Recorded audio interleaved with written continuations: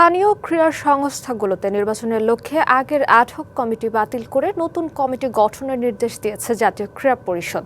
স্বল্প সময়ের মধ্যে শুধুমাত্র ক্রীড়া সংস্থাগুলোতে নির্বাচন আয়োজনের লক্ষ্য নিয়ে এই কমিটি কাজ করবে বলে জানিয়েছে এনএসএর ক্রীড়া পরিচালক মোহাম্মদ আমিনুল এহসান। ফেডারেশনগুলোর গঠনতন্ত্র সংশোধনের কাজ চলমান রয়েছে বলেও জানান তিনি।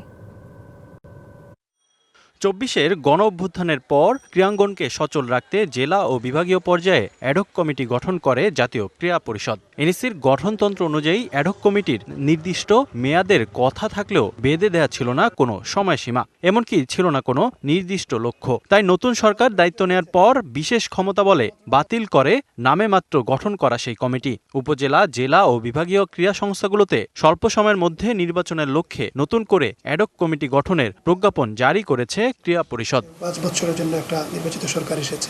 ইশতেহারকে বাস্তবায়ন করতে হলে আমাদের সারা দেশেই নির্বাচিত কমিটি থাকা দরকার।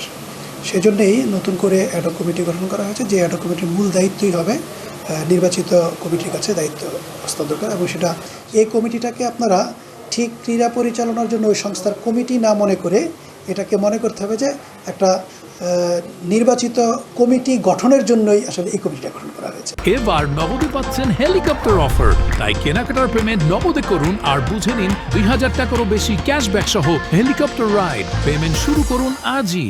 নতুন অ্যাডহক কমিটি গঠিত হবে ৭ সদস্যের, যেখানে সভাপতি হিসেবে থাকবেন উপজেলা নির্বাহী অফিসার, জেলা প্রশাসক ও বিভাগীয় কমিশনার এবং সদস্য সচিব, ক্রীড়াবিদ কিংবা ক্রীড়া সংগঠকরা। আছে কমিটি গঠনের ৩ মাসের মধ্যে নির্বাচন আয়োজনের পরিকল্পনা। এই কমিটিতে কিন্তু আমাদের সদস্য সচিব হিসেবে বা সাধারণ সম্পাদকের দায়িত্ব পালন করার জন্য কিন্তু একজন ক্রীড়া সংশ্লিষ্ট ব্যক্তিকেই রাখা হয়েছে।